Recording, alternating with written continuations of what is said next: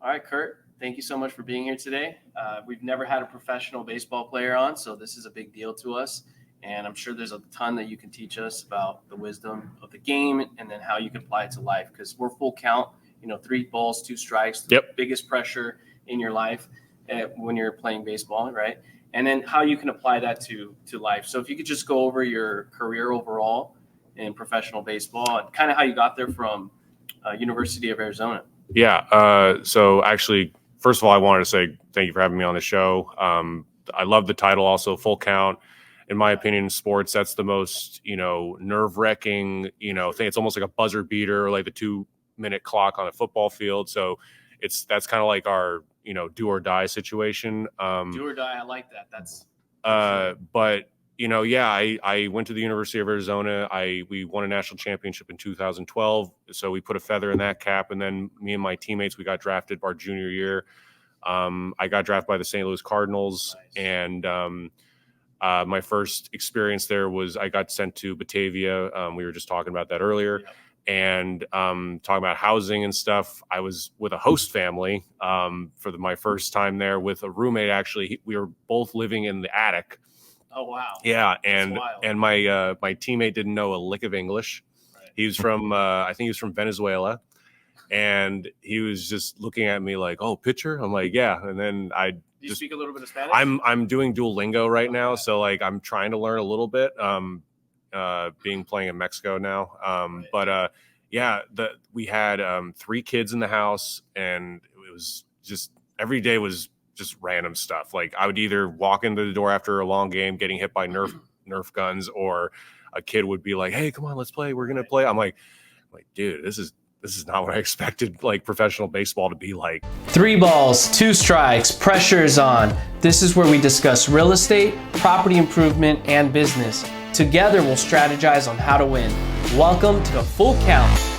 Like, dude, this is not what I expected like professional baseball to be like. And that's what makes it so cutthroat, doesn't it? Because like not only do you have the pressure on the field, but then you come home to the host family. Yes. You would think you could just relax. Yes. But you're now going through this. Yes, it definitely weeds out the weak, I guess, like because not many people understand like, dude, I'm here to do a job, but like I now have to actually make conversation with the people that are letting me live with them and stuff, which I had no problem with whatsoever. I mean, you were grateful. I was so grateful because like they would come to the games, watch us, support us, and then we'd have and we'd have a family dinner after and stuff.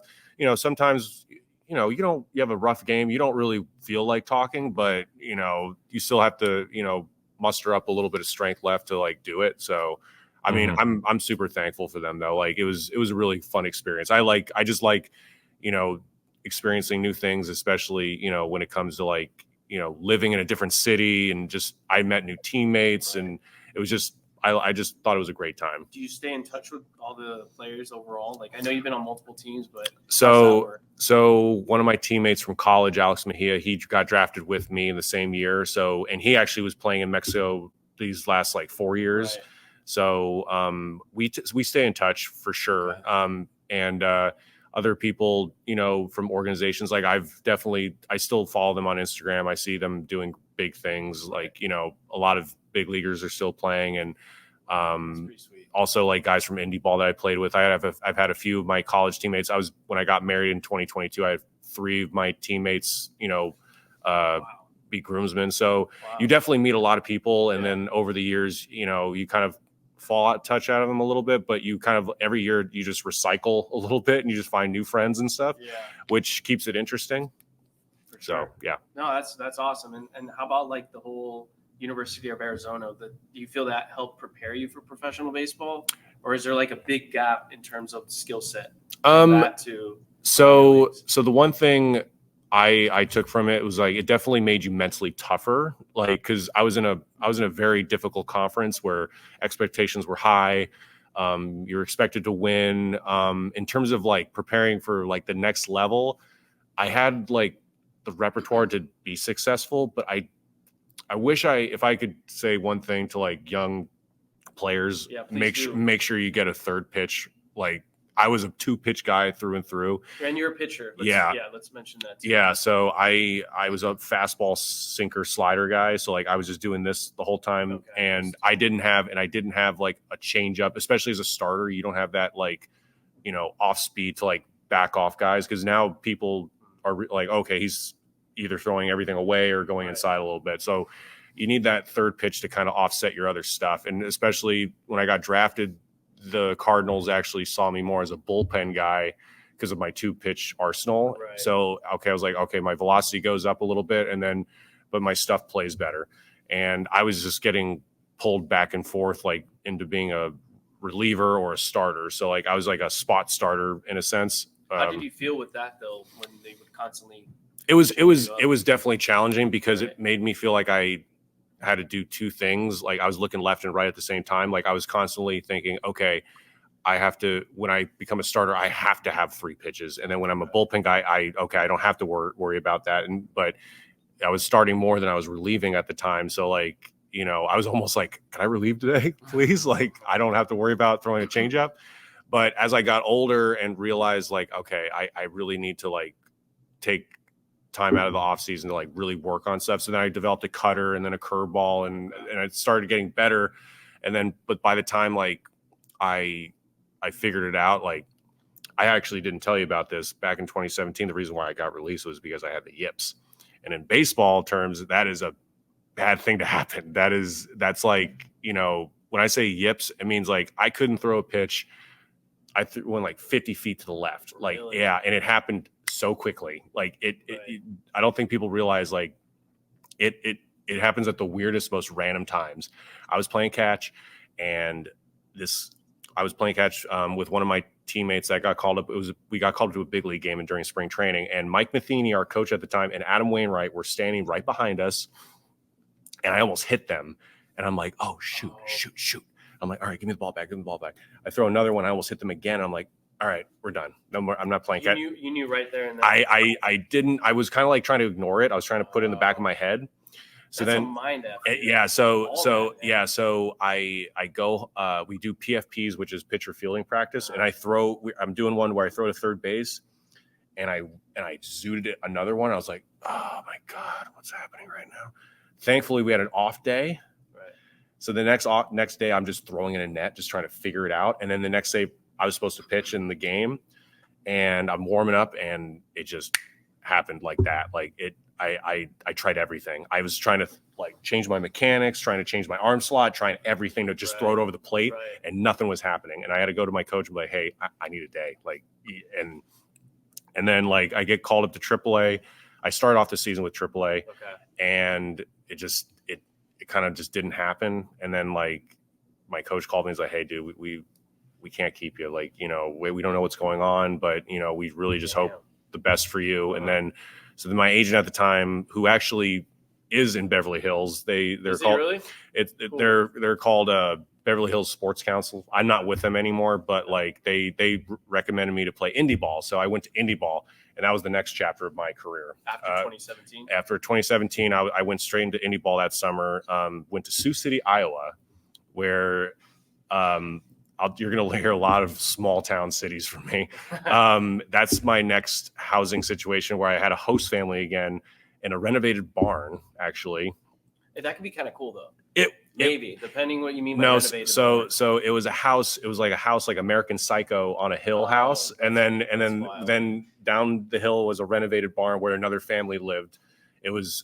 So I was with 2 kids and 4 cats, and I had my own room, and they said that was the best room they had. Technically, they just gave me their room. Wow. And do these people get paid by the organization? Yes. Okay, so they get a monthly stipend every year. So the more players they take in, the more money they make. So they're like, hey, like we'll take 4 of them if you want. So it was like, I think it was like $200 a head. So like they're making an extra like $800 off us.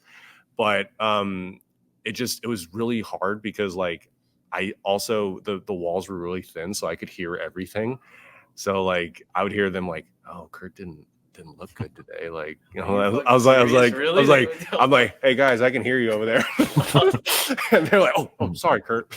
And then like in the Wow. middle of the night, Talk about having strong mentality. oh my God, it definitely, Right. I'm going to say this about indie ball. People who don't understand indie ball, it will humble the crap out of you. Like I was in a complete denial phase when I was in AAA and then I'm down at the bottom feeders. I was like, I shouldn't be here. It humbles you so quickly because there's a lot of other guys down there that are hungry as hell, just as much as you are, actually even more hungry, because they never got a shot to play professional baseball. So like you kind of like they're extremely into it to beat you or everybody else. Yep. So they're constantly like, especially like young pitchers that have great stuff. They just never got the opportunity and stuff. They're picking your brains, and then they get a shot. You got to be happy for them, like at that same time. But then but me, you know, this was like 7 years ago. I was just like, I shouldn't be here. Like I'm better than this. Like this was a mistake. And then Didn't you feel like you had a target on your back though too, because you came from AAA? Do you feel like they were coming after you in a way as well? Yeah. Obviously, when you're down there, you're with a bunch of younger guys, but also, I mean, they probably see you and they see you pitch and they're like, oh, I'm way better than this guy. Like, why did he get a shot than I didn't get a shot? So like that kind of fuels them even more. But then like you see guys getting picked up, and then you're thinking like, when am I going to get picked up? Like, when is my time? Like, and you kind of like, it was like you have to not look at it like month to month. You have to think of like as a whole. Because I was talking to my coach at the time, like, hey, how long do I have to be here? The guy that was in AAA? No, the guy that was my coach in Indy ball. Okay. Yeah. So he was like, hey, listen, if you can give me one solid month, we can get you out of here. I'm like, okay. That sounds good. But never happened. I could never. I strung like 3 good starts together, and then the wheels fell off again. I just couldn't. Like I said, I had the yips, so I was still trying to work through some stuff. And then instead of just, I should have just taken the whole year off from. Yeah. So Are you lefty or righty? I'm a righty, unfortunately. So my kid, like my son Cruz, is definitely going to be a lefty. I'm going to be tying his right arm behind his back, and he's like, "Hey, you're going to throw lefty the entire time."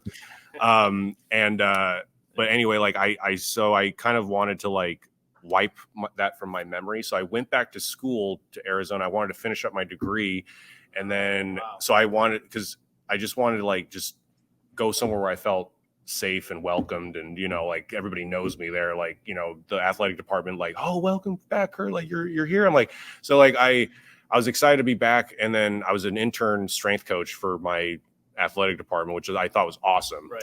At University of Arizona. Yeah. Yep. Okay. So I got to live in a studio actually. Okay. So like I was by myself. I never been in a studio place before, which I had one of those sliding dividers. Yeah. Like, so like, okay, here's my living room. So the layout's not just it was like, I think it was like 500 square feet. Oh my gosh. It was horrible. But it was fine for me because I had everything I wanted. I mean, you lived with the host family before that. Yeah, to me it was like a kingdom. Yeah, like I thought, you're on your own. Yeah. I didn't hear any like bad mouthing. I didn't hear any gossiping around me. So it was nice. I felt like a regular student. I was able to go to football games, like just kind of like mesh, but I felt like the old guy on campus. Even though I was only like 26, I still felt like I was like 35. I was like, damn, I'm everybody's like young to me, and but then it ended up working out because like I fixed myself, and then I played indie ball with another host family in 2018. Wow. I was like, I can't get a break from these host families. I want an apartment myself. They say, hey, we don't have an apartment here. I'm like, okay, fine. But it was way better situation. Had our own kitchen downstairs, it was like a full-on, it was a mansion. This is a beautiful house. And we had the whole downstairs to ourselves, ping pong table, everything. And that's sweet. Yeah, it was a blessing. And then what's the relationship to the minor leagues and these indie leagues? Because earlier I heard you mention you know, you were talking to your first indie coach and he was telling you, hey, just give me a month and I'll get you out of here. It sounds like there's some kind of agreement towards the league and these indie leagues. Like you have to put some time in over here to get better, and then we can send you back over there. Like what kind of relationship is that there? Yeah. So the way it works is it's definitely like a networking thing. Like, so most of these coaches have so many connections with like minor league or big league coaches and stuff. And usually, you know, every month or so, minor league teams or organizations come knocking. They're like, hey, coach, you got anybody for us? You got any pitchers performing? Like, we can send a AA. And I'm like, yeah, we have these guys. So then they'll take a look at them, and then they'll send them over. I mean, I think I wasn't there before Indy Ball, but like they said that they used to have a partnership with certain teams, would like have like, hey, this Indy Ball team has great relationships with the Chicago Cubs. Okay. I think I heard a rumor one time that the White Sox sent one of their top prospects to Indy Ball because they didn't have any room for him in the minor league. So they said, hey, we're going to send you over here. If you perform well, then we'll bring it back and stuff. So like there was that, like, I guess they're like, hey, we're going to send him to you guys and you just take care of him and then we'll bring him back. So that we'll, just see what happens. I was like, okay, that's not a bad deal. I mean, it's the fields in Indy Ball are actually pretty nice. It's like, especially in the American Association. I played in a new stadium in Milwaukee. That was awesome. It was called the Milwaukee Milkmen. That was like their first season in 2019. And then they won the championship in 2020. So that was awesome. And so it's like a proving grounds, basically. Yeah, it's almost like think of it like as an extension of minor leagues in a sense, because like you have a lot of like a lot of college kids that have nowhere to go. They want to play. They use that avenue to go, and then obviously it's a longer route to get to where they want to go, but it's still a way for them to get seen and stuff. I mean, I like it because, say like you're not quite developed enough yet, you can just go to Indy Ball. Like you're still like technically young enough to like still get exposure. And then like, hey, this guy just put on 20 pounds. He's throwing 95 now. Like get him seen now. Yeah. Would you say in Indy Ball, it might be a little bit more like rougher with the like there's no camaraderie there? It's versus like in the minor leagues. Actually, I think it's the opposite. So here's the opposite. Yeah. So Indy Ball, you learn to have fun a little bit more. I mean, obviously, it's almost kind of like being on a college team again because you're in a team aspect where like you want to win, you want your guys to get picked up. Like, hey, Jimmy just got picked up by the White Sox. Like that's awesome, which is good for the Indy Ball team because that shows that it works. Like, hey, some hope is there. Yeah, there's So it's a good indicator. Like it shows like, especially with the team that they get picked up from, like, hey, come to Sioux City. We guarantee we can get you guys seen and picked up. So like that was the reason why I kind of went to Sioux City because the guy had a lot of connections there, and he said like, hey, we move a lot of guys here. Like I don't give a shit if we win or lose. My job is to get you guys out of here. Okay. Like that's his goal. Cool that is awesome. Like he said that to me, and I was like, okay, cool. Right. Which makes you more like less pressure about winning. It's just like just go out there and play, and it show your stuff. It's the pure essence of there. So like I really appreciated that experience for sure, but it definitely did humble me at that point. Would you say most of those coaches were like that though, where they actually wanted to get you out of Indy? So I'm sure there's some other guys that guy was an exception. Okay. So the other guys were full on, like, in my opinion, like they took coaching philosophies from professionals and they just tried to adapt it and make it their own and stuff. And then they're like, hey, it's a culture here. We got to win, that could be annoying, I guess. Yeah, well, especially the league that I played in the next year, because I didn't do so well in Sioux City. I got sent to the Frontier League, which is like lower than that. So like the fact that I had to the fact that I was in denial before, and then now it's like, crap, I'm now lower than where I was before. So like it really upset me. Talk about pressure though. I mean, that's why I like for me personally, I haven't grown a team or anything like that, but I hear a lot of people that grow a team in real estate, or let's say you're an employer and you're going to add employees to the corporation. Yeah. You want to hire athletes overall because they know how to adapt to pressure. Yes. They can take criticism. But I think, I only know baseball. I don't know much besides that, but I'm a little bit, jaded, I guess you could say, but I feel that baseball in a way is a harder sport when you're trying to go to the professional level because of what you're telling me right now. All these avenues to go to different leagues and go up and down and up and down. You know what I mean? It's not as easy as everybody thinks. It's course. Like I said, it's not like football and basketball where you sign and you go straight to the show.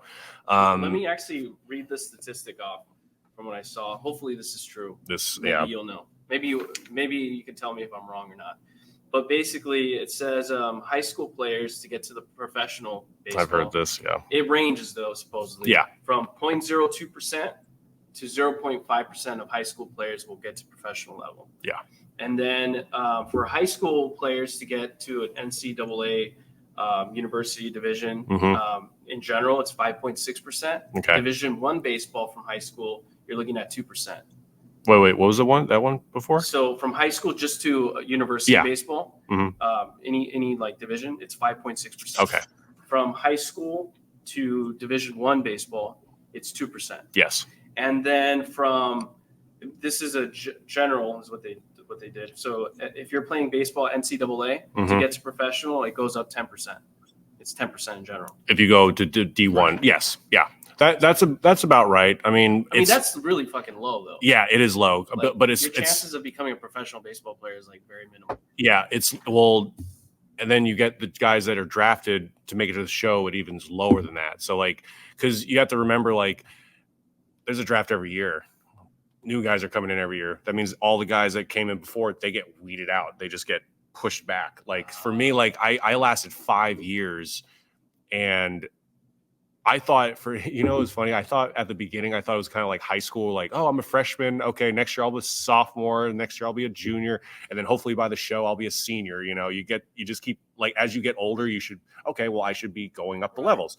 I mean, that's kind of logical. Yeah. Obviously you have to perform too. Like you have to put up numbers. They're not just going to keep you around just because you're a nice guy. Yeah. I mean, it's a business, like, and that's the funny thing is that the Cardinals organization are very business oriented, that they're like, yeah, you're a nice guy, but like, what have you done for me lately? Like, so it really is pretty cutthroat. Yeah. It's all number based. Yeah. Statistics. And a big difference also is baseball really is, for the most part, the world champions. Like you hear Super Bowl champions say, we're the world champions, but obviously they're not, coming from South America, occasion or on a normal basis to go to the NFL. You're competing with the whole world to get MLB spots because it's the highest paid place, That's why, insane. yeah. That's why I love the World Baseball Classic. I love, it's kind of like the FIFA of, soccer, or baseball, but like it's,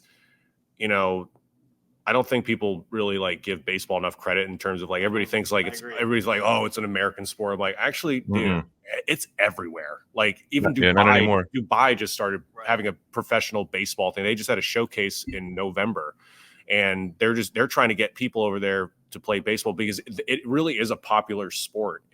I don't think people give it enough credit. Right. I mean, but in the United States, though, the popularity is like falling. It is falling. Young people, unfortunately. Why do you think that is, though? I think it's just people are kind of sick and tired of like the slow play. I guess I hear that a lot. Well, like improved it. They've improved it with the clock, and they were trying to improve like the base sizes or the mound being pushed back. I think when you start tinkering with like the legit rules of it, that's when people like you're weeding out like the people that really enjoy the game. They're still gonna go. Like, and nobody's going to lose sleep over it. I mean, people who go, it's like, oh, I got dragged here to watch a game. Like, I'm not going to sit here for 3 hours. Oh, it's extra innings. Great. Like, now I got to watch. Like, dude, then leave. Go away. Like, I mean, like, I love watching baseball games. Like, it's hard for me to like kind of though enjoy it as a fan because like I kind of watch it as like, all right, what is he throwing this guy right now? What would I do? Like, I'm dissecting it constantly. So it's kind of like hard for me to get into that fan mindset because I'm there because I'm trying to learn. Right. It's it's like, oh, Mike Trout hit another bomb. Like, oh, awesome. Like, okay, cool. That's the fan that we want. And now we have like, okay, like this is not like girls are be like, this is not the first date that I wanted. I didn't want to go to a baseball game. Well, I mean, for some girls, they would enjoy that though. Yeah. But Andrew's heard. I actually have a solution to fix the MLB. I want to hear your thoughts on it. I'd love to hear this. Basically, what I would do is I would treat PEDs the way the DEA treats marijuana, where like I wouldn't say that we're not going to enforce anything, but we aren't. You know what I mean? Yeah. Like This those are fake piss tests. You know what I mean? Yeah. And because we all know how hype baseball was when Mark McGwire was knocking Oh bombs. so no, Oh my seriously, God, that was seriously. If you amazing. look at like the attendance or everything back in the 90s or mid 80s, like everything, Mhm. like people, Scaling like, up well, that's the again. thing. Like, okay, like so you go to watch football games to see big guys hurt each other, like just Mhm. just It's a give gladiator. concussion. Right. Why wouldn't you want to see a big guy hit a bomb like Right. 530 feet? Like, you know, and I like, all right, first of all, like the whole like Barry Bonds, Roger Clemens steroid thing. Like, I mean, listen, just because you take it doesn't mean you're guaranteed to hit a home run. You still have to have, no, he was like, Barry Bonds was still a great player even before he took it. Like, he was still on a Hall of Fame career anyway. And then in Roger Clemens' case, like, yeah, he started throwing harder, but like he still has to throw the ball over the plate. He could have been taking everything. He could have had the same issues as me. And you know, it's still like, it doesn't guarantee you success. Yeah, it gives you like some advantage in terms of speed and then bat strength, but like hitting a baseball is so hard. It is so hard. They say that's one of the hardest things. There was 400 milliseconds. It's 400 milliseconds is how long it takes like a 90-mile-per-hour ball to go from the mound to the plate. That's also how long it takes you to blink. Yeah. And 500 milliseconds is a half a second, right? So it's below that. And it takes 150 milliseconds to swing the bat. So you're basically swinging before the pitch leaves the arm. And it's kind of like fighting where they're judging from the shoulder movement to see where the punch is coming, if a punch is coming. And I was actually wondering, for you as a pitcher, do you try to disguise your arm movements so they don't know what type of pitch is coming? Just like a great question. So like we do this thing where it's tunneling. We're trying to make our pitches look as similar as we can until the last second they break. You know, a person who does really well at this is actually Garrett Cole. If you like look at his footage and stuff, like all his stuff is just staying on one plane, and then at the last, like right where you say like, oh, it they have to make a decision. That's where gotcha. Like that's where the balls break. Wow. Obviously everything is off of arm speed. Like it's not just the grip. The grip does the work, but you have to sell it with your arm speed and stuff. I mean, a lot of guys hide the ball really well behind them. I try to almost break my hands almost like late because my arm is super fast, so I can get away with it. But it's actually funny when you said the statistics about how fast you need to react. That's from 60 feet 6 inches. It's actually probably you have to react faster than that because the second you're leaving the mound from that 60 feet, you're actually getting closer to the plate. Like 5 feet closer. Yeah. So once you let go of it, you're technically 5 feet closer to the guy. Right. I didn't think so like, you know, the fact that you have to react to that kind of speed is ridiculous. I tried hitting when I was with the Cardinals. Since I had a hit that was a National League team, I had to hit. I was a lefty. So I thought, okay, right-handed, I have a good view of hitting a 92-mile-an-hour fastball. I'm like, dude, that's a joke. I can't hit that. Like, I never got to hit really much in high school or college, so like I didn't get the tools to like be successful in that category. But it is so hard. I just tried not to strike out. I imagine that when you're batting and you're a pitcher, but you're also batting like in the National League, it gives you an advantage from a perspective of how they're feeling that incoming ball come in, right? Yeah. I mean, you're able to at least experience that. Yeah, no, it definitely gives you, like, you definitely respect the hitter a little bit more. Obviously, like, you know, when you're on the mound, it's a totally different mindset. You're like, I'm here to get you out. Tell us about that mindset. Yeah. Oh my God. It's. I've never been a pitcher. It's honestly, to me, it's like the best like sport one-on-one fight because that's why I love baseball. Because you know. Obviously, you know, you're up there with a rock. He's up there a stick. It's just pure competition. Like, I'm trying to get you out. He's like, no, you're not. And it's like, it's basically a battle of wills. And whoever kind of like the at bat can take on forever. You've seen like 17 pitch at bats and stuff. And it's like the second a guy like wavers a little bit, that's when the other guy has the advantage. I try to get them out as quickly as possible, like within 3 to 4 pitches. Bam, bam, bam, done. Because you have to remember, like, if you're a starter, you have to go 5, 6, 7 innings, and every pitch counts. Because especially now with pitch counts, they're so strict now. Nobody's going 150 pitches anymore. So like you have to go like 15 pitches at most sometimes. And then even then you're lucky enough to get 5 innings out of it. Right. And then they come in and bring the bullpen guys in. So it's, you know, you want to be quick and efficient, and that's what I try to do. But when you get a guy out, it's like, ooh, yeah, it's like I want more of that. It's like it's so fun, especially if it's a friend that you know, or someone who, you know, has gotten your number a few times. Like this is the thing that really upsets me about baseball is that I can strike out a guy 7 out of 10 times, and that guy gets 3 hits off me. That guy's a Hall of Famer, and I'm not. And that's the thing that bugs me. He's like, hey, I got him 70% of the time. Like, well, 300 average is pretty damn good. Very good. Yeah. I mean, at what point do you want to intimidate them though? Because you know sometimes you want to get the ball a little bit more into intimidate them. Like, is there a particular moment when you have to do that? So I don't really do that with my pitches. I do that with more of like my body language. So like how would that? So I kind of mad dog them like a lot. Like I just kind of like I don't show any emotion. I just kind of like I almost look at them dead in the eye and stuff. And the funny thing is in Mexico, they do this thing where they kind of like nod their head to you, like they acknowledge like, hey, like good luck kind of thing. And I'm, really? Yeah, like no respect. And I'm like, no, I don't. I'll do that. I'll do that if I know you personally. But if you do that to me, I'm like, no, I don't like that. It gets like it's like kind of like a formal green, like best wishes to you. I'm like, no. I'm like, I'm here to get you out. Like that's my job. Like you're here to get me out. None of this buddy crap, you know. So it's but I do think it's one-on-one. It's like tennis. It's like you're going back and forth. But like, you know, baseball, like I said, hitting a baseball is so hard. It's really hard, and it's honestly the one thing that I feel like most athletes don't like understand like how hard it is. Right. It's I think we saw a commercial like Derek Jeter was talking to Patrick Mahomes and stuff, and Patrick Mahomes even like said like, hey, hitting a baseball is really hard. Right. And Patrick Mahomes is very athletic. He's actually very good. Like he actually I think got drafted by a professional team. Baseball. I think so like for him to say that you know that just kind of shows you know that how hard it is, because you have to understand, like as a kid, you're growing up jumping, running, throwing something, but you're not doing this. You're not.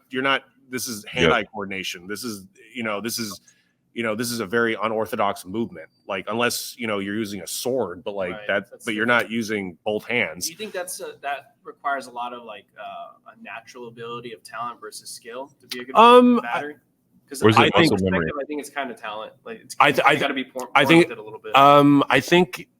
I think to a certain point, like a kid can have a natural like eye tracking ability and stuff, and then you have guys that just have naturally, but like you can still work at it. I feel like it's like golf. I feel like you can get better at golf, but like obviously golf balls are staying still, but for you to like make good contact and stuff, like not strike out, like that's still impressive. Like I know guys that don't hit for power, but they just put the ball in play. It's still like relatively impressive. Like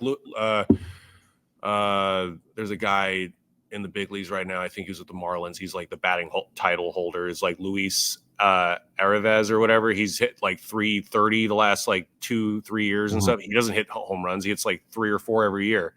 And that guy hits for average. Right. So like, I feel like nowadays, like teams are starting to piece together, like, okay, we need our sluggers and then we need our guys that can get on base and hit for average and stuff. It's like, there's no more, I call this West Coast ball. Well, actually we're going to go back to college. I mean, you grew up playing on the West Coast, obviously.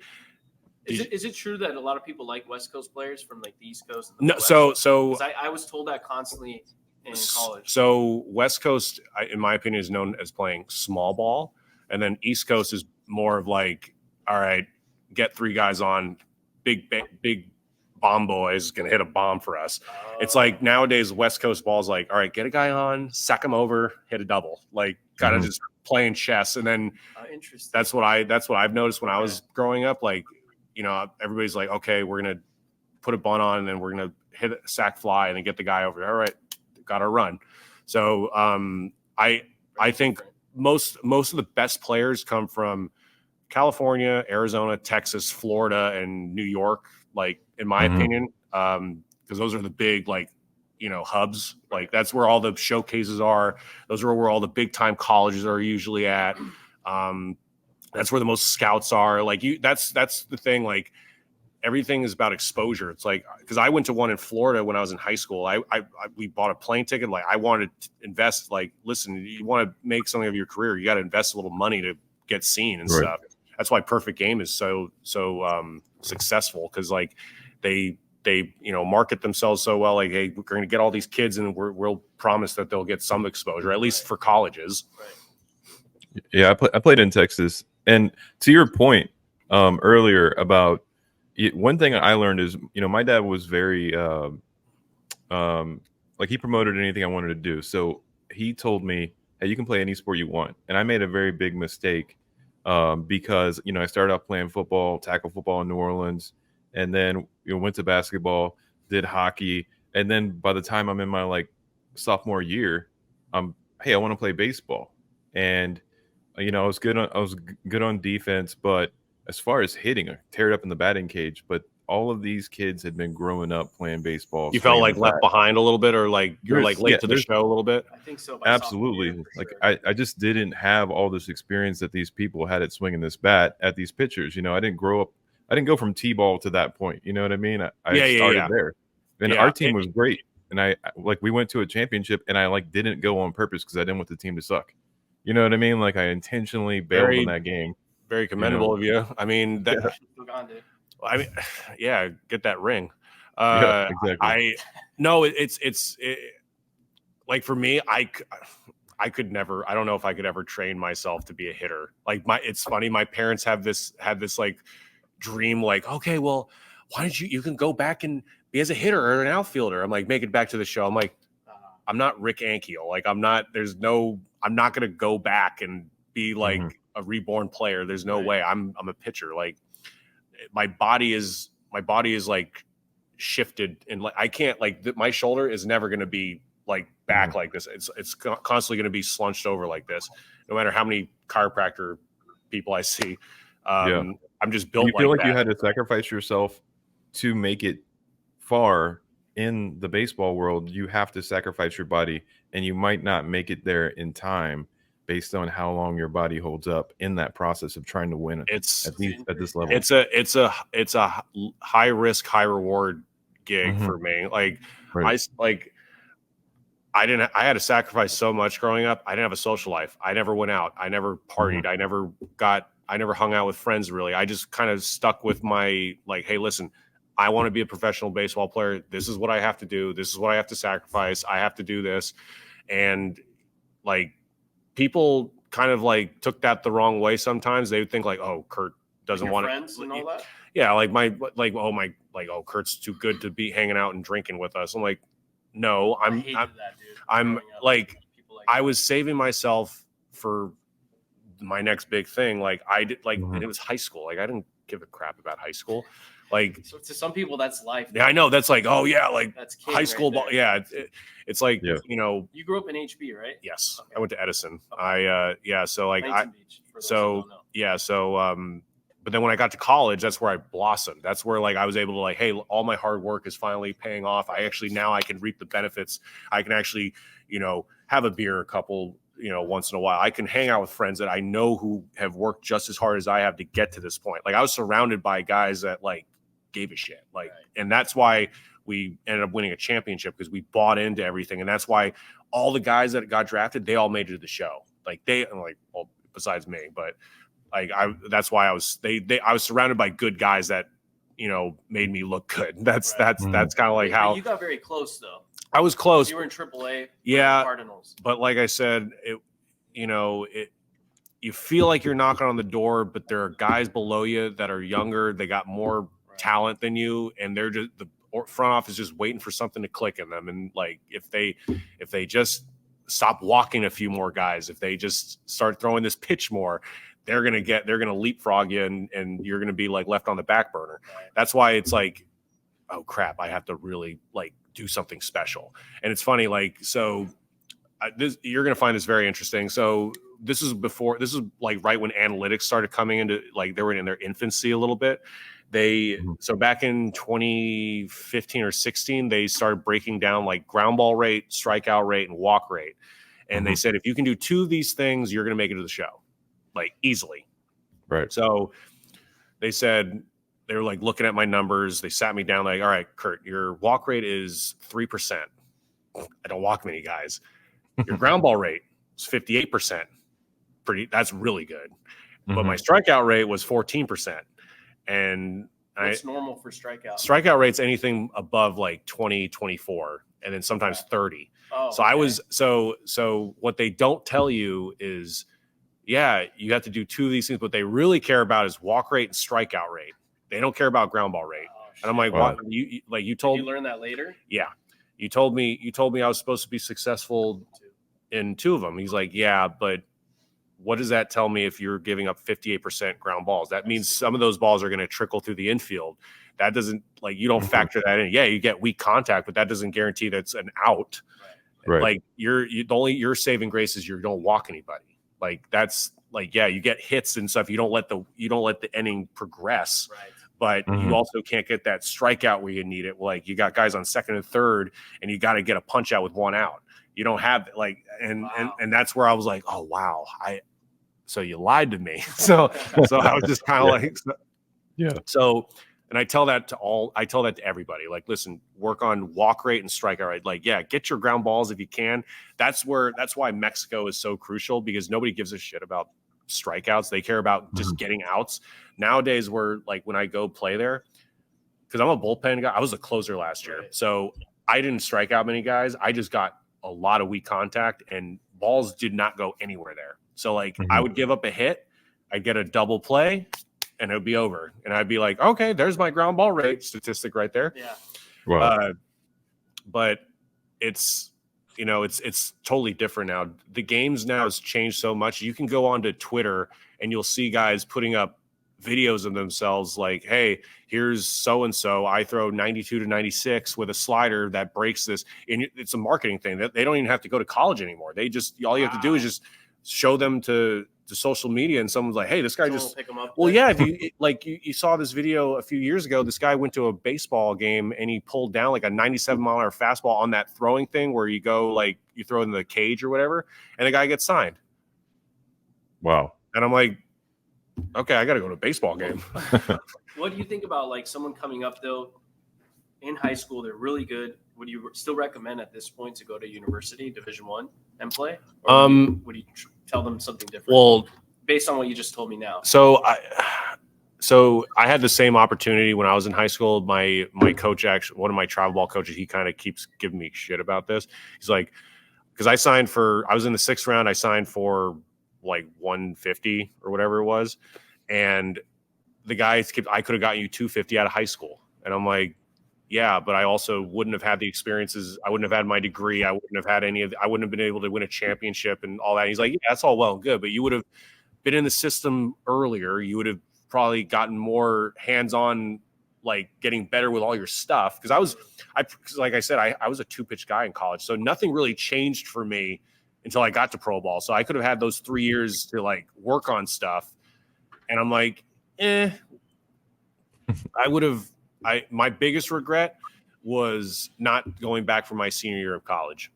I wish I didn't sign out of my junior year. It would have given you more time. No, I just would have liked to just experience college one more year. Just we won a championship, big dog on campus, and then I would have still probably been in the same spot I would have been like anyway.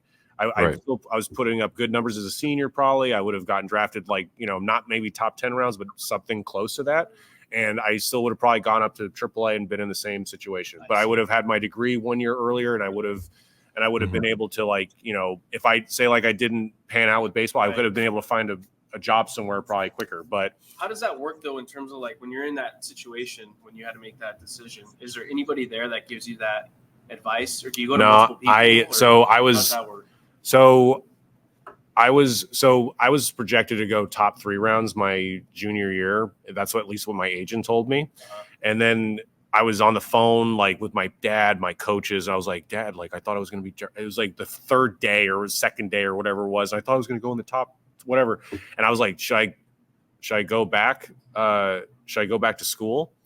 And he's like, honestly, like, just follow your heart. Just go with your gut. Like, you know, like, he's like, hey, listen, all your buddies are signing. None of them are coming back. Like, you should go. Like, you want to go off into the sunset. You won a championship. Right. You left on a high note. Like, go. And I'm like, okay. So, but it just would have been nice just to experience like senior day, like, you know, get a jersey in a frame, you know, go out there with my parents, like, you know, like kind of like how football players do on their senior day, kind of thing. But, you know, your original question is like, should a kid go to college or go to pro ball? I think it just depends on like, did he get drafted in the first round? Yeah. Is he, you know, is he right there in the head? Is he mature enough? Like, does he want to go to college? Right. I mean, a lot of it is that though, right? Yeah. Mental. Yeah. So yeah, because like because you have to remember, if you're giving a kid like $3 million as an 18-year-old, like they're not going to know what to do with that. Yeah. They're going to be like, I'm going to buy a car. I'm going to buy the biggest truck I've ever seen. And like, and then they just, unless they're smart, obviously they're, you know, if the kid's going to Stanford on a scholarship and, you know, he signs in the first round, like obviously he knows what he's doing, I think. But those are the exceptions.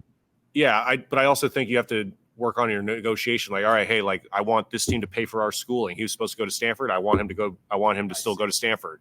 So like, if you can somehow negotiate that into your deal, like that's what I did. Like I got the Cardinals to pay for the rest of my schooling.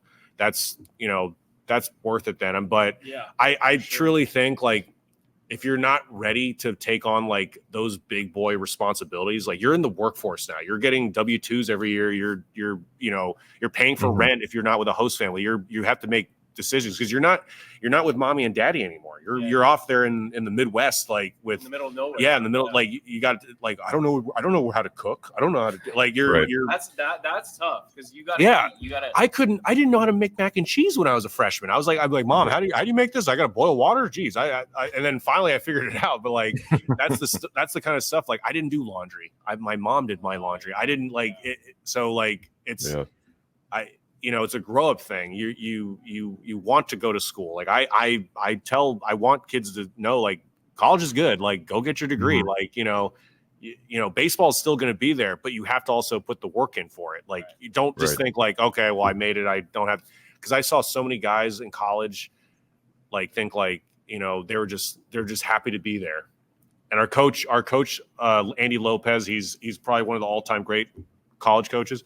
He used to say this: if a guy was there, not putting the work in, but he was just a good, like just there to like, you know, just take up a spot, he would go look at him. He's like, hey, listen, you're a nice guy in a nice place. Have a nice time. And that's it. And then he wouldn't talk to him anymore. Like he would just kind of like, because he knew like, all right, he's not, I don't need to tell him anything. But my coach would, you know, burn me. He's like, I don't know, Kurt, you don't look like a Friday night guy anymore. You look like a midweek guy. And I'm like, and he would fire me up. So it would definitely made you more mature, got you tougher, gave you tougher skin. You know, like I'm so used to hecklers. Like I don't like nothing. Everybody can call. Yeah.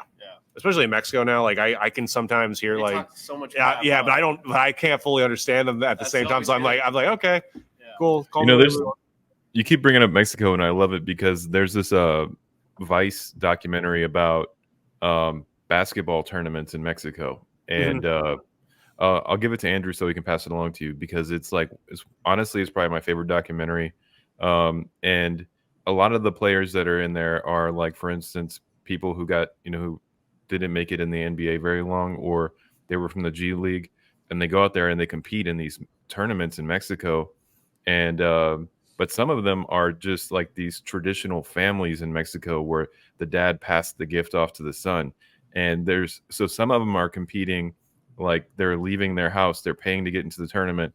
And if they don't win, they can't afford like groceries for their family. And you could imagine how competitive basketball is when your livelihood for your family depends on it. And they're competing against some of these folks that might have washed out from the NBA. Yeah. And it's like 6 episodes. It's honestly just like one of my favorite documentaries of all time. And so I kind of, from watching that, you know, I'm kind of envisioning that when you're talking about baseball in Mexico, I would imagine there's probably some similarities. Yes. You know, yeah. For sure. Cause like you have to understand, like especially like in other countries like DR, Venezuela, this is that's like that's like there's no like, oh, I'm going to be a lawyer. It's like, no, I'm a baseball player or nothing, like, or I'm going to be making houses. Like that's literally it. They, if they have a chance at playing professionally, whatever level that is, they're going to take it like that. Like, especially if you're a young, like 15, 16-year-old, their goal is to get off that island. Like to get to the States, to make something of it. Because even the families like, go, like, we don't want you to be here. Like they want them to follow their dream and all that stuff. So like, and then hopefully send money back. Right. Yeah. No, That's rough, dude. It's really, I mean, cause I've seen it for 3 years and stuff. You see like, taco stands everywhere, just people like, buying the bare minimum just to even like maybe hopefully make a profit out of something, like, and I wish like, I wish that there was more opportunities like in Mexico for people. I mean, some people work all day just to work for a ticket just so they can watch us play. Like, It's still a lot of poverty. Yeah. Cause like even like, 40 pesos. That's like $2 down there. That's a lot to them. Yeah. Like, and it's, I really wish that like we were able to like kind of give back more. Like I want to keep playing as much as I can and stuff. And like, I always try to like think like, hey, is there anything we can do for the community? Like, can we like, is there like little league games that we can go to? Like, just to like, push it on them, like just something. And it's like, because I feel like we do that here. I think like we do a pretty good job, but like not out there. Not out there. It's a very like nobody gives a shit. Like it's But that's why those guys have a lot of grit and they can become dangerous to compete. They can be because they have a chip on their shoulder. They want to get they want to get out of there. That's what I want to ask you. When you go out to like places like Mexico or DR or wherever, and you're out there, can it get dangerous at all? And what I mean by that is I have a friend who was playing professional soccer in Mexico, and he was an American, right? Yeah. And the other people that were from there would try to hurt him to get him out. Okay. Like, do people try and hurt you? No, not on the field. So obviously in the back of your head, you're in a foreign country, you don't speak the language, you're playing a sport where the openings are very limited. You're like, why does this guy get to come over and take, someone's spot where I've been working my whole life to get to this point? And yet all because he's got AAA experience and he's able to like just swoop in and take it. It's a business again. You have to win. You like, even teams in Mexico know like, hey, we want to get the best players from wherever they may be to win games and stuff. That's how they generate revenue. So like, makes sense. And obviously, isn't there enough players to do like a Mexican? Like, why? If I was the commissioner of the MLB, why wouldn't I say, all right, in Mexico, we're going to have our own league there, and then you know what, we're going to try to do the same thing in Canada and all these other countries, and then we will have a world championship once every 4 years. Is there not enough players? Is there not enough fans? Why wouldn't they do something like that? Well, there are a lot more players now floating around since the MLB cut basically all the short season teams underneath. So now you got like 120 extra players just floating around, just like, I get hit up all the time on Instagram or on Twitter and like, hey, is Saltillo looking for a player? Like there are guys looking for work. Like that's where you're at now. Right? Yeah, that's Saltillo. Yeah. Saltillo. So that's Mexico. Yeah. Great city. Like it's like near Monterey. I don't know how familiar you guys are with Mexico. Monterey's a very rich. It's Americanized. Like I honestly felt like I was in Arizona because like it's very industrial. It's beautiful. Yeah, it's that's actually one of my favorite cities. I think it's the second. Is it on the coast? Mexico. It's like right below Texas. It's like if you go to Texas and just go directly down, it's like traveling it's just horrible there because in Saltillo there's no airport. We have to go to Monterey to like use the airport. So there's not many like airport hubs. It's like Mexico City, Guadalajara, and Tijuana, and then Cancun, which is another team. Cancun looks great. But good note though, if you're in Mexico, like in San Diego, we have an airport, the Tijuana airport. Yeah, you actually don't have to cross the border. CBX, go. Yeah, CBX will let you. I use that all the time. Absolutely, and if you ever wanted to, obviously we can't go San Diego to Cuba, but you can from there. Yeah. You can go to for $18 you can cross. Yeah, you cross there and then it'll take you to Cancun. Well, because it's safer. It's safer. It's just because nobody wants to get in their car and drive all. It's actually funny. I was when I got released by the Cardinals and stuff, and my buddy Mejia he's playing for Monclova, another Mexican team. I was trying to play with him, and then I was trying to play for Tijuana because Tijuana is obviously closer to home. I can go over the board. They give you like a century pass, and you can just hop back and forth. Right. And I was like, that makes the most sense. I would love to play, but the Toros are like a big market team. Like they get the big leaguers. They get like all the guys that are just leaving, and they have the money. So like if you have like Mexico City is another one where the owner is part owner of the Padres. Actually, that's why they had a couple exhibition games in Mexico City. Right. It's that place. That's one of the nicest stadiums I've ever been in. It's beautiful. Very cool. I wanted to ask you that too. How has baseball helped you in terms of like your mindset for the workforce, and then also all the traveling you did? Because you've been in Mexico, Italy, right? Mm-hmm. You've been in Australia, I think you said. Australia, I was there for winter ball for a little bit. That was a fun experience, just because when someone said, "Hey, you want to play for us for Australia?" Like, I don't even care about the money. It's just more like, "Hey, I get to go to Australia." Especially Italy. Yeah, Italy was an experience. I mean, it was actually right after the COVID year, and I'm trying to get on the flight because COVID, policies were still like pretty strict. Like, I had to get a vaccine. Yeah. And the lady didn't even almost let me on the flight because she didn't believe me when I said I was going there for baseball. Cause I had a worker's work visa and stuff all ready to go. And they're like, I didn't even know baseball even was in Italy. And I'm like, neither did I, but I'm still going there. But but I got on the plane. It was like me and two other people with the pilots, and we land. Great food. Like you can eat so much and you don't feel like crap. Like nothing. Heavy. No, it's all authentic food. It's just, the best thing about it is like the best stuff is actually kind of the cheapest stuff too. Like even in Mexico. That's a good point. Italy and Mexico have a lot in common with cuisine. It's very like they're almost similar, but they're not. It's a very weird thing. No, it's it's obviously two different cultures, but you're getting more bang for your buck because I can spend $5 in Mexico. I can get great tacos. And the funny thing is, if you took that business and put them in California, they do fine. Like they'd actually be able to upcharge it. Like it's really good. Like that's why I think you see a lot of food trucks around LA and stuff. They just like, hey, I can make a killing off this thing.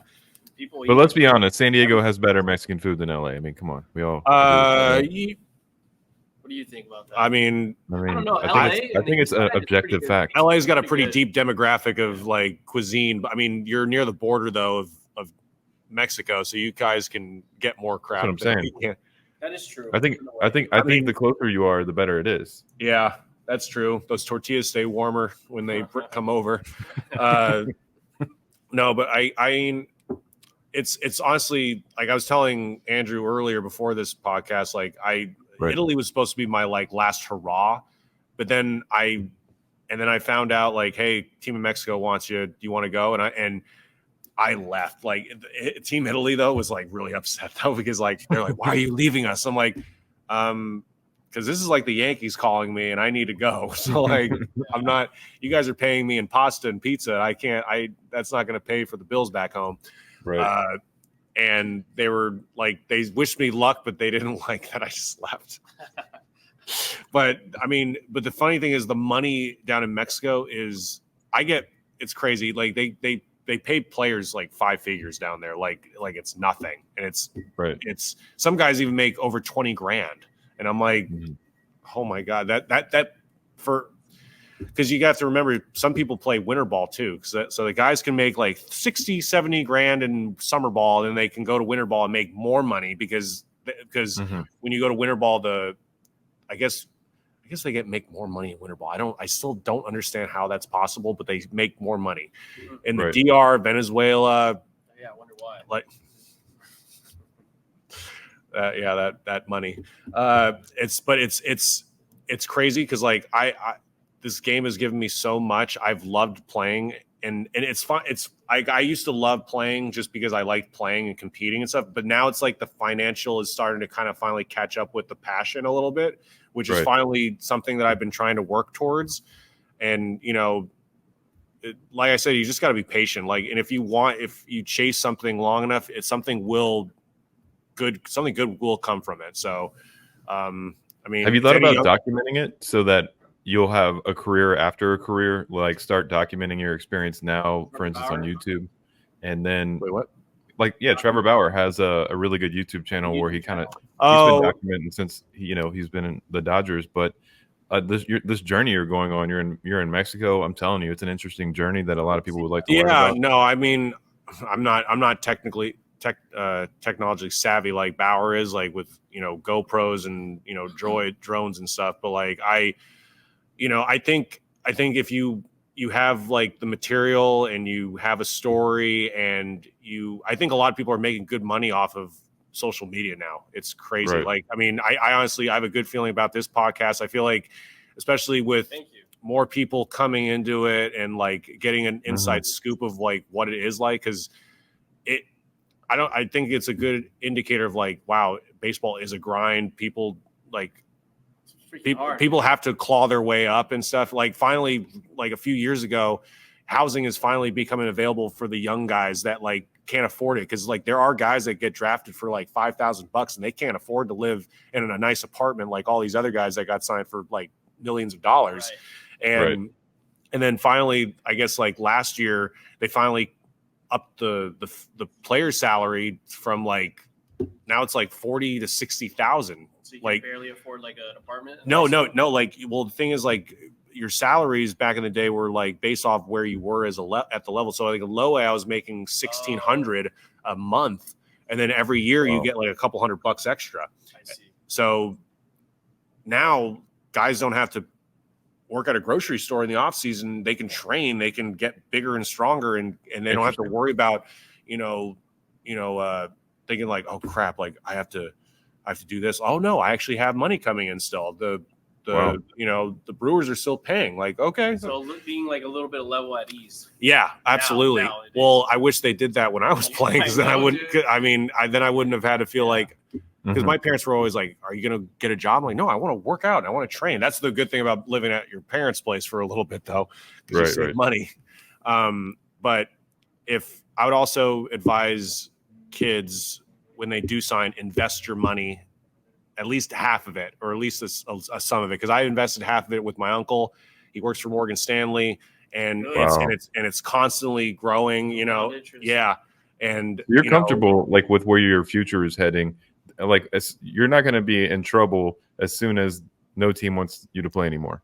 Well, that's the thing. Like this could possibly be my last year, which it's always been a scary thought. Like I've always, I've always put it in the back of my mind, but being married and having a kid, it kind of really like puts perspective now. Like, okay, I can't leave for 3, 4 months, 5 months out of the year every time. I have to see my kid grow. I need to be there for my kid.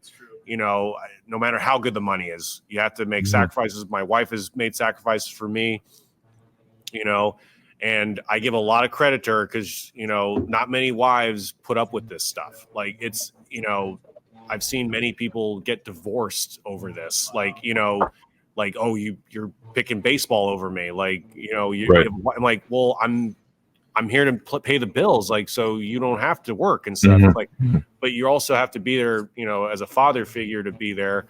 And, my wife, she makes a damn good living. And nice. She's the breadwinner right now. I mean, great, I make travel money. Like I make trips to Europe money. Like, hey, let's put this away and we can have a good trip out of it. Me and Andrew both have very successful partners, so I think we can relate to you on that as well. Yeah, I mean, it definitely takes away pressure and stuff like that. Like I don't have to perform as great as I can to like you can take risks. I don't have to be as good as I have to be, but I mean, I wish I met my wife earlier in my career, because she definitely would have kept my head on straight. I mean, definitely opened me up more to God a little bit more. Like I was in a very like low place in my life because, like I said, the yips. I didn't know where I was. I was like, do I keep going? But she told me, like, listen, God has a plan. Follow His plan. You know, everything happens for a reason. You know, and it really helped me like learn to like take advantage of the opportunities that I have in this moment instead of thinking about where I should be. Instead of just focusing on like where I am right now. So like that's like control what you can control. That's a big baseball thing. Like, you know, because I'm so used to being in control on the mound all the time, but like there are things outside of the baseball field that I can't control. Like I can control my emotions, but I can't control what coaches are thinking about me. I can't control my teammates. I can't control, you know, the world around me. If I can control, then I'm happy. Then I'm content. I can do what I need to do. But, you know, I really do give a lot of credit to my wife. She's definitely showed me a more clear path, and you know, we thank God every day that you know I'm still able to play this game that I love, and you know our son is healthy, and That's great. yeah, so like that's honestly the best thing. Nothing is honestly better than, you know, having a kid. I mean, especially like I'm happy it's a boy. Like I can play catch with him someday and actually right. Yeah, you don't have so to worry about what the world does to your boy like you would a girl. You have to worry about what No. your boy does to the world. Yeah, you know, my wife wants another kid. She wants a girl, so I'm like, I hope we can give her a girl. Yeah. Please. You know, it's funny, your story, like the experience you just mentioned. You know, yesterday I was listening to a podcast with Bill Ackman, who's a Wall Street guy, and he was on Lex Friedman. It's a great episode, by the way. But he was talking about his lowest moment when he was down $4 billion, and he was worried that, you know, there were basically criminal charges coming after him, and he was just at his lowest place. And then he met who's now his wife, and this is back in 2017. Now this guy is like one of the most famous guys on Wall Street, Yeah. and he's one of the most successful guys on Wall Street.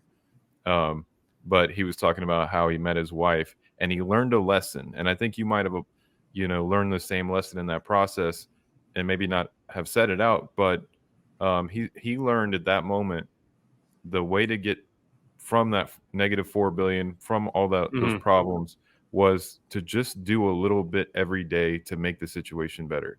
Just do a little bit every day. As long as every day you're doing a little bit to make everything better, eventually it'll compound, which is interesting because he's like a Wall Street guy. So it's like interest compounding, and eventually you'll get out of your situation. That was what he learned in that experience. I think a lot of people just kind of think like the end result way too quickly. They don't think of the process. Exactly. They kind of like, okay, if I can just get to this part, then I'm fine. But like, okay, do you know what it takes to you have to do a little bit of groundwork to get to where you want to be.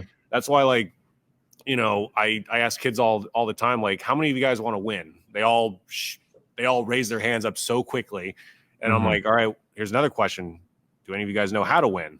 And they're like, they all like say hard work and all that stuff. Like, yeah, it's hard work, but it's so much more than that. Like strategy, network. The sacrifices, like, you know, you can't have it all. Like you have to have, you know, some give and take and stuff. I mean, like, I don't think I would be where I am if I did have a social life, if I did like make more choices, like in high school where I, you know, was a risk taker and stuff. Like, that's why I'm so thankful for my family and my parents, the way they were, because they would kind of like I would want to do something, but then they would say like, are you sure you want to do this? And I would really think about it. And I'm like, no, that's not the right decision. I really should be doing this and stuff. So I worked on school, baseball, like, and now it's given me everything that I wanted and stuff. And I'm hoping that my kid will be that my dream, like back when I was younger, was I wanted to like walk off the mound, see my wife and kid behind the dugout and wave at them. And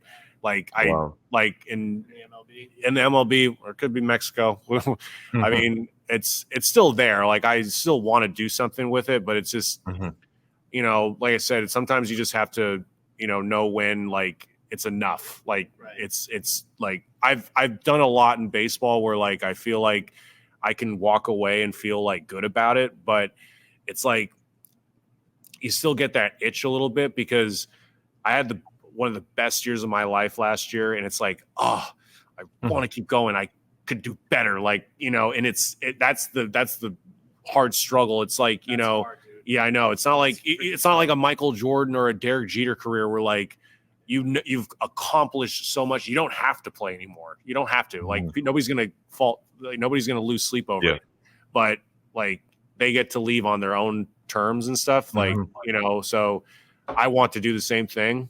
I would love to play until like someone ripped the ball away from my hand. Obviously, I'd play until I'm 45, but you know, that's not going to happen. Right. I mean, I need to be there for my wife and family, and my wife is always assuring me, like, listen, something is going to come from this. Like, you're you know, you're an athlete, a very strong-willed, driven athlete. People love that. Like, you know, I get contacts from every company, like from like insurance companies to like accounting to all these things, like, hey, we need someone like you. Like, you're right what we're looking for. You're an athlete with like a hunger. And I'm like, okay, well, I'm not familiar with financing or like insurance, but like I can definitely mindset though. Yeah. So, which is crazy. Like, you know, you just need that mindset and you can be successful. That's the thing. Like, not many people have that mindset, which I feel like a lot of careers kind of fall short. If they just had that mentality, they could have been everything. Right. You just need that edge. Well, the one thing you can't train is you can't train someone to care, and that's what I found is, and that's why when I'm hiring people, I'm always just trying to see if they actually care, because nothing else really matters. In that, and you know, for you, I mean, I'm pretty sure you've given this a lot of thought, but you know the roadmap in and out the minor leagues, the indie leagues. It just seems like you know where people should go in your situation. You know, have you considered being an agent or at least some sort of network? So, no, I've thought about it. I was not contact. One of my teammates from a few years ago, he said he has a friend on the East Coast that handles clients on the West Coast. He's got a bunch of like big leaguers or minor leaguers or whatever. And he said he wanted someone to like kind of like oversee them on the West Coast. So like someone to like kind of like take them out to dinner, make sure like everything is going well for them. Like, is there anything you need? Like, not saying like a donut person, but like, you know, just kind of like, hey, like just watch over them, just make sure that player rep. Yeah. A player rep. Or I thought about, you know, I wanted to be a coach. I didn't know what level though yet, because I was bouncing around college or, you know, even minor leagues. Cause like I have a friend that works for Tampa Bay, and he said that maybe 2025 I could get a gig there and stuff. It's just, I never really thought about it. That's the scary thing, is like, I thought about it, but like, I never thought like that day would come kind of thing.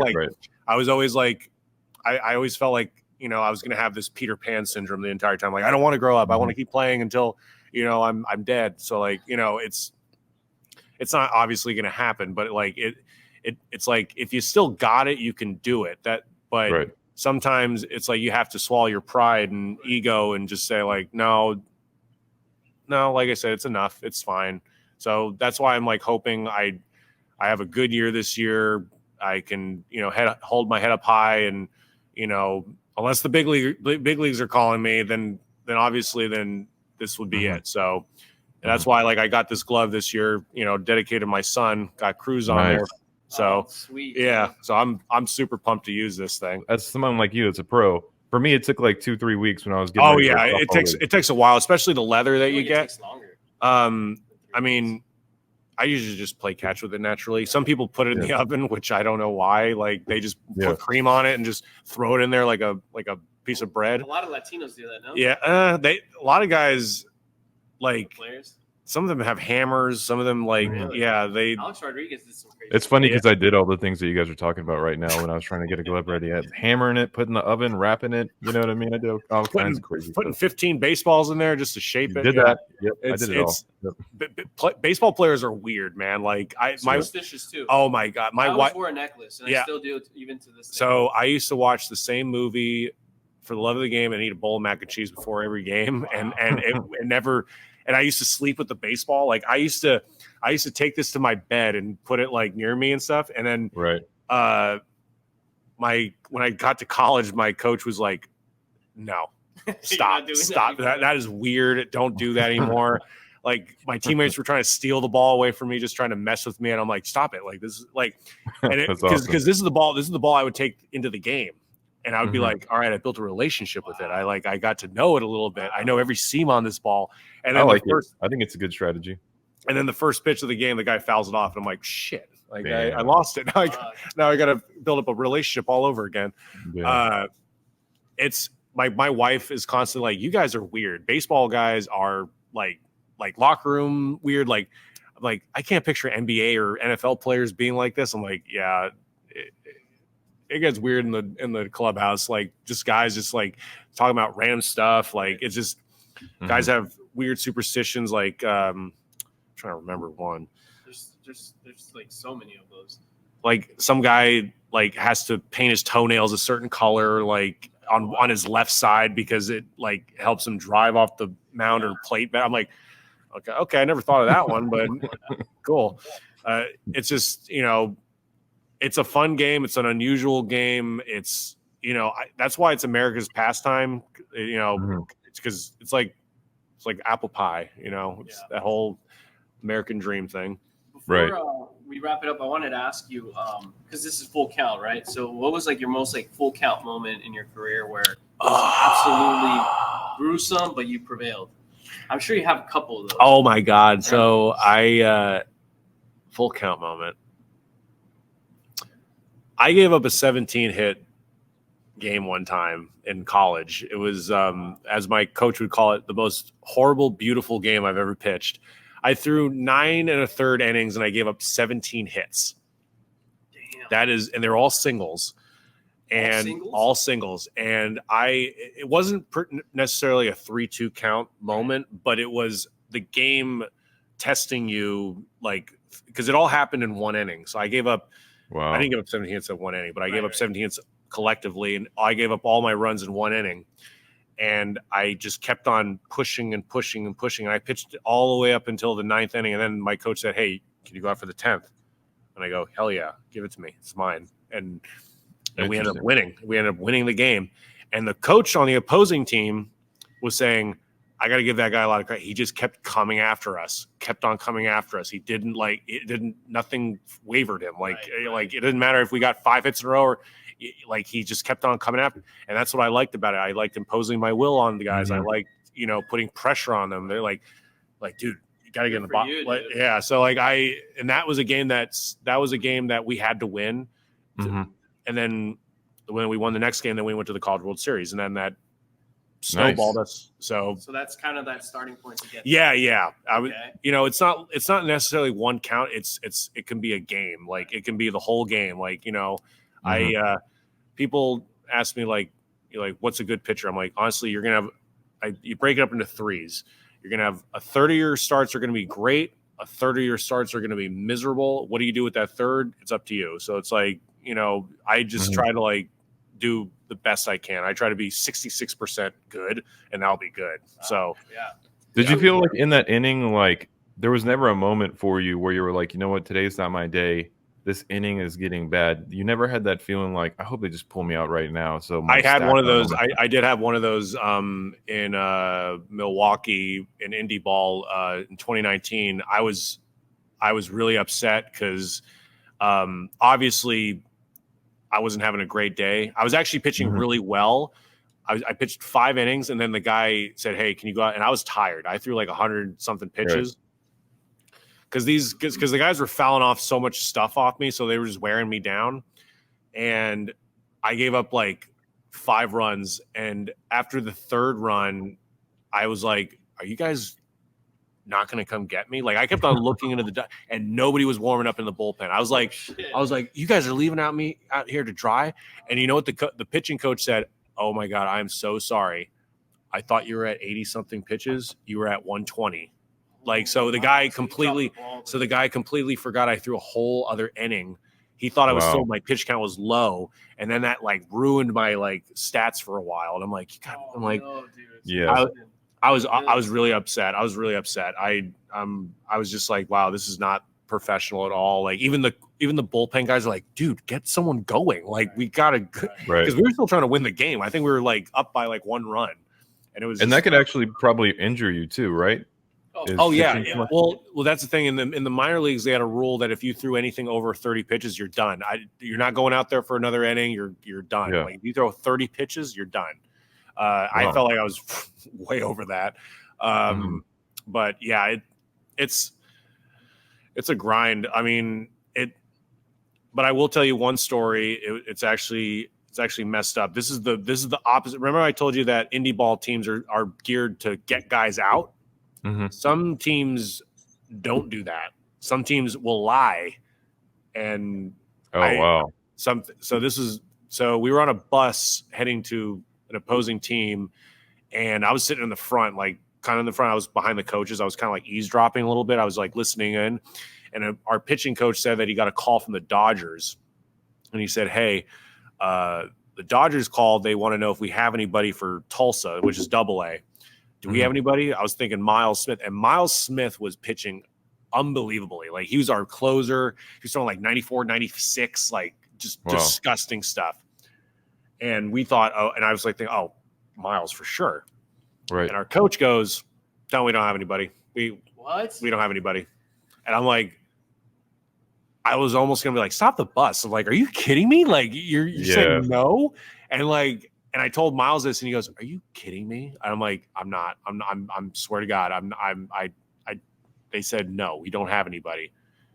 I told him, like, honestly, I was really upset they didn't say me, but I was like, but you're okay. You're using him so you don't sound like kind of conceited or anything. You're using the fact that they didn't grab him. No, it's a good argument. That's a good argument tactic, because then they could just be like, "No, you suck. What are you talking about?" But if you're talking about someone else, you're an honorable person, and you're saying you guys didn't send him. Are you guys crazy? I was honestly really upset, because I was talking to our trainer at the same time, like, because I asked her, like, "Did you hear this?" And she goes, "Yeah." I'm like, so I wasn't the only person that heard this. And did you have a vendetta against them or something? Or no, so I did. So apparently they just didn't want to do it because it was like a personal thing. I was like, I don't know why, but whatever. I was really upset with it, because like I think about like guys that don't get that opportunity again, what they could have done with it. Like some people do not deserve to be in like, you know, I'm not saying rotting in indie ball, but like, if a golden opportunity is presented, like, I don't care if we're on a winning streak and we're trying to win like, dude, send them, like, get them out of there. Like, you know, the measure of a good boss, the measure of a good leader is I would never know, but the measure of a good leader is when your people have an opportunity to grow somewhere else that they're not getting with you. The measure of a good leader is how much you support that, honestly. And then also, you know, your own succession plan, if you're training people up to go to the next spot. But that's how you can tell poor leadership right there, is if a better opportunity comes along and you don't have it for them and they're taking it, you know, if you're not going to support them in that, you know, like there's not going to be a good relationship with that person if they find out about it anyways. So you might as well just be a good leader and support them going to the next step. Yeah. Because Miles, I don't know anything about Miles, but correct me if I'm wrong, he didn't last long over there after that, right? Did he go somewhere else once he found out the news? No, he played in with the Milwaukee Milkmen for like a couple more years, then he retired. I think he's still in Milwaukee, like doing like baseball like stuff, I guess, with kids, but I'm not sure. I mean, it's you got to think like that can't be the only instance. That it's definitely, you know, the game's not fair. That's what I'll say. The game does not give a crap about feelings. It's just about, you know, winning and, you know, whatever it is. But, you know, whoever executes the game better is going to win. So, you know, wherever that way may be, like training or mentally preparing, you know, I'm trying to do both, like being a dad and trying to train at the same time. It's, you know, it's definitely a challenge, especially with my wife starting up working next week. So like, I got to figure out how I'm going to be able to do all my stuff while helping her with crews. Right. Wow. When do you leave? So we're shooting for May 15th, because I have my brother's wedding, which is in Cancun in May. Okay. And then I have a bachelor party I got to go to in April. My wife knows that I want to leave earlier, I think, but she understands, like we have to establish a nanny first. We have to make sure everything's taken care of, and that's it. But I want to be here for my son. Like that's my big priority right now. I don't care if they like we need you now. I'm like, dude, my son needs me more. Right. I don't like. You don't want to miss these opportunities where you're so young right now. Because at the end of the day, you have to remember, like, this is a game. Like, it's not like life or death. Like, I'm not like, oh my god, if you don't come, we're gonna like do something drastic. Like, no, you're not. Like I said, there's thousands of players out there looking for jobs. Like, who to say that you guys could find a new replacement for me at a drop of a hat. So, like, you know, I want to play for them. I really do, but it's not up to me sometimes. I want to play for a lot of teams, but that doesn't mean they want me. Yeah. Well, now you have all the wisdom to give your son once he plays. Yeah. At the very least, so that's good. Yeah. Yep, for sure. Well, I appreciate you being on our show. This was great. Yeah, this was fun. This is our longest episode, I think, and that's just because we never wanted to stop talking. You know, of course, Andrew's, equipment went out, but hey, no, honestly, this is how long at bats can take in the big leagues. Sometimes it just keeps fouling off, and it's just like, oh, we're just gonna. I mean, that's the thing.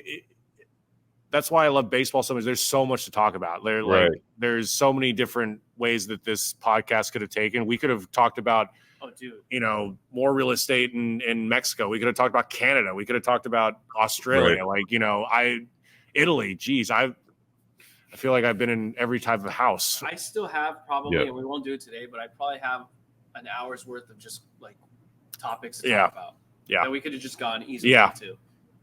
And then sometimes we like to have drinks too. Not always, but that'd be even more fun too. Yeah, I mean, I was wondering. No. Like Carly's like, hey, I'm not drinking. You're not drinking. I'm like, whoa. This is a job thing kind of right now. Like, I need to do this. There you go. No, but I was thinking mimosas, but I didn't get any.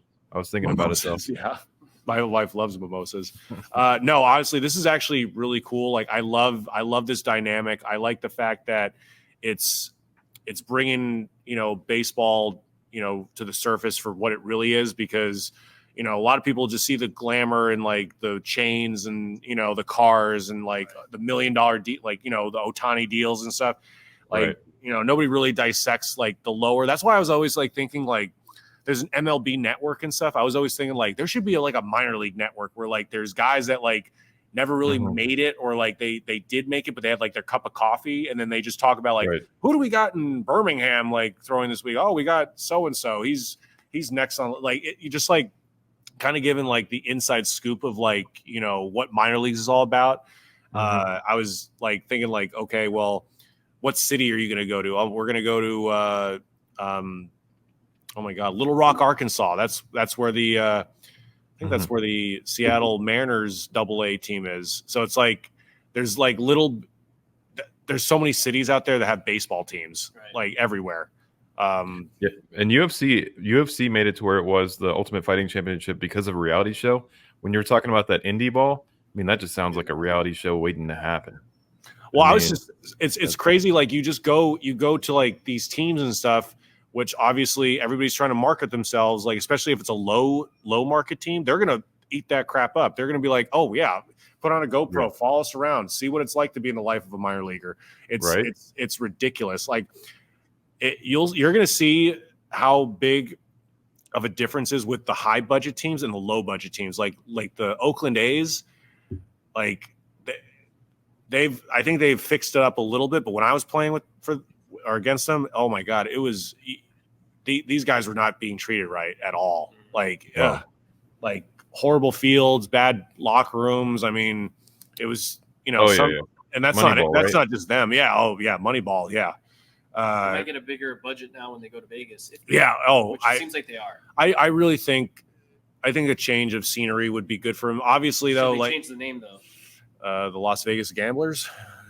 Is that what they're going to be? No. I was like, okay. No, Las Vegas Aces. I don't know. I said Aces. That would be good. Well, there's already a team called the Reno Aces. I think that's a AAA team. Yeah, Can they not do two? I guess maybe they could. I mean, the Cardinals have like Palm Beach Cardinals. Vegas Aces is where it's at, though. That is the name. Yeah, that is. Or Jokers. The A's though. Jokers would be good. I like that. Jokers is cool. Yeah. That at Full House Stadium. Yeah. But yeah, it's crazy like to think that actually I think that MLB is starting to think about making more baseball teams. I heard that. Yeah. Like they're like if you were to pick MLB teams. Yeah, MLB teams. Like puts like I'm trying to think of another city. Like I think honestly like all the big cities like I think Oklahoma City should have a baseball team that would be great. Like all the because if you look at the map, like it's like baseball, and then it just nothing up in like the middle of America. There's a baseball team. So like Mexico, there's a couple like Arkansas, those areas. Yeah, right above I think the Texas. sport's going to improve a little bit more though in terms of like entertainment. I hope. If it looks like they're going down that path. I mean, so if they could somehow take the essence of like indie ball, like because it's a fun atmosphere, especially if you're playing for the right organization. Like if you guys ever, there's a documentary on the St. Paul Saints. It's this guy who was part owner, I think, owner of the White Sox, and he took over this small town market team, St. Paul, and it is blown up. They got more fans than the Minnesota Twins. What? Wow. Yeah, it's a fun ass experience. I always wanted to play there when I was in indie ball. Like I thought, okay, if I'm going to end my career somewhere, I want to play there because it's just fun. Like it, not only on field entertainment, but like outside, like in the seats. They don't even have a press box. They just have two guys sit at a picnic table on the side, like next to the dugout, and they just be like, "All right, now we got so and so," like and they just be commentating as he's like walking to the base, like or whatever. It's like, oh, he looks like he's got 3 girlfriends or whatever. And I'm like, just like random stuff. It's so entertaining. But the Minnesota Twins bought the team, so now they're the AAA team of that. But they've kept the same stuff. Yeah. Okay. Mm-hmm. If they can keep it like that, I think MLB. You just have to make it fun, like just fun. That's why I like this. I don't know if you've heard of them. I don't know. Savannah Bananas. It's like a. Yeah. It's like the Harlem. It's like the Harlem Exactly. Globetrotters of like baseball. Is that relatively new or no? It's been happening for like about 5 years, but now it's starting to get traction because like they do so many like guys are pitching in stilts, like they're like hitting with like. It is weird. Yeah, no, but it's fun. Like that's the thing. It's like check it out. If you go on their Instagram, it's great. Like it's so entertaining. They're now touring. Yeah, I think they're touring around Arizona or something. Yep. Yeah, they're now doing tours at spring training facilities. That's crazy. See, like that's because honestly, that's another exposure tactic. Guys can like, hey, like listen, I'll throw a bullpen or I'll hit some BP for you guys, and if like, hey, this guy's pretty good, we'll sign him. Sure. It's all about marketing. It's all marketing, right? Man. I mean, that's what this is here today. Yeah. So, when you want to come back, please come back on. Absolutely. There's so much we could talk to you about. Oh yeah, I'd love to come back. This is really fun. Awesome. Well, thank you so much, everyone watching, listening.